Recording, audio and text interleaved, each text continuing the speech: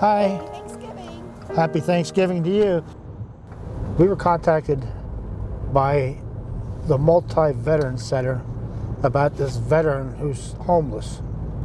And we put him up over Thanksgiving.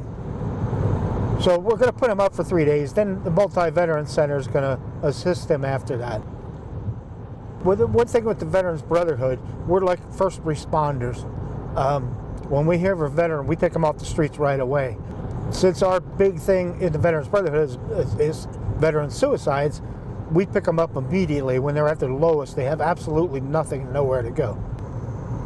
To see them, a man in his 70s, sleep in a car with his wife because they have nowhere to go, that's pretty sad. And stuff like that should never happen in this country. And that's why I'm proud of the Veterans Brotherhood, because we're there to step in and prevent something like that. Coming home from Vietnam was the lowest point in my life. I didn't realize that I had traumatic brain injury or post-traumatic stress disorder at that time. And I isolated myself from people. I didn't want to be near people. I didn't want to talk to people. I pretty much hated everybody, including myself. I don't think there was hardly a day that went by that I didn't think about suicide. I thought about how I would do it. The only thing that prevented me from committing suicide is I feel God put us here for a purpose, and it wouldn't be right to cut that purpose short. That's the only thing that prevented me. I'm out walking the dog. I'm standing in my driveway. There's no sand, there's no desert. There's grass over here, blacktop here, and the church right across the street. I can see all this. And I hear those fireworks. And all of a sudden, I'm caught in a crossfire. And I am keenly, painfully aware of the fact that I do not have my flak jacket on. I'm not wearing my helmet, and I'm standing up out in the open. And I started to feel scared, panicky. One half of my brain is telling me, get down. What are you doing without your helmet? Why didn't you have your flak jacket on? What are you doing standing up here in the middle of, all this open ground? The other side of my brain is saying, David, there's the dog. There's the grass. This is your driveway. The church is right across the street. This is not Iraq. I know what it's like to have certain smells and certain sights and certain sounds trigger memories that right now are 15 years old. Your mind is trying to come to terms with what happened. Your brain is trying to protect you.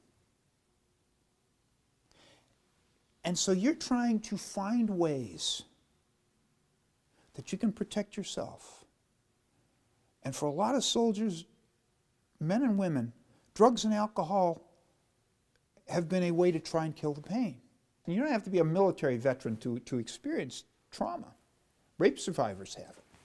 People have been in car accidents or survived a fire. Police officers, firefighters, emergency medical technicians, they go through all kinds of trauma that there comes a point in time where it's like, how do I deal with this? Before Iraq, I'm like life for the party, I like everybody to laugh. We like to crack jokes on each other, have a good time.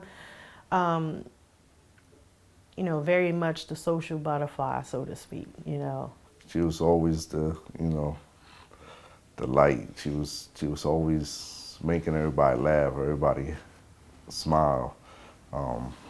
She never held back. But I do remember a lot of fighting and not wanting to do a lot of the things that I used to do. I wanted to be alone a lot. Like, just leave me alone. Like, let me just sit here and like listen to music or watch TV. Like, don't talk to me.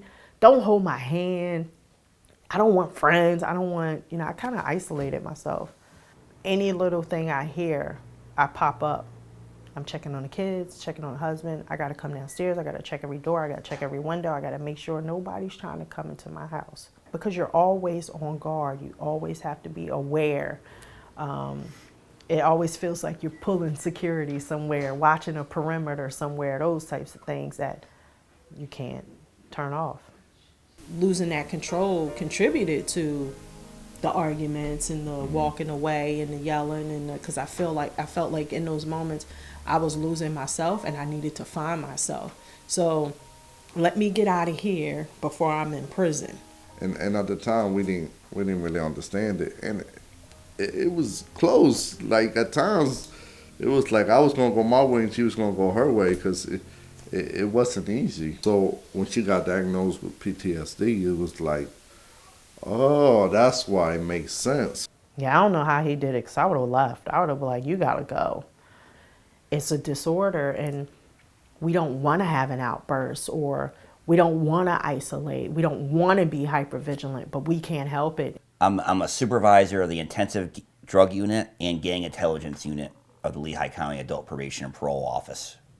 We're seeing a lot of veterans being recycled back to the community from Afghanistan, from Iraq. I mean, we fought in 2 wars for a lot of years. We began to notice that some of our veterans were finding themselves into some criminal justice issues. It was not unusual. And maybe I'm a little bit of a bleeding heart for veterans because I'm a veteran myself. I think our nation owes them. Veterans have unique struggles, and they usually have unique issues that they bring to the table. That's hard to kind of comprehend unless you're a veteran also. So what we found is veterans tend to really, I'm trying to think of the better, they connect better with other veterans because they can kind of understand. They've been through a lot of the similar struggles and issues that other veteran is going through. So we came up with this concept of the veteran's mentor, where we would pair them up with a mentor in the community who would serve as a guide as they went through the criminal justice system, who would help assist in connecting them with services.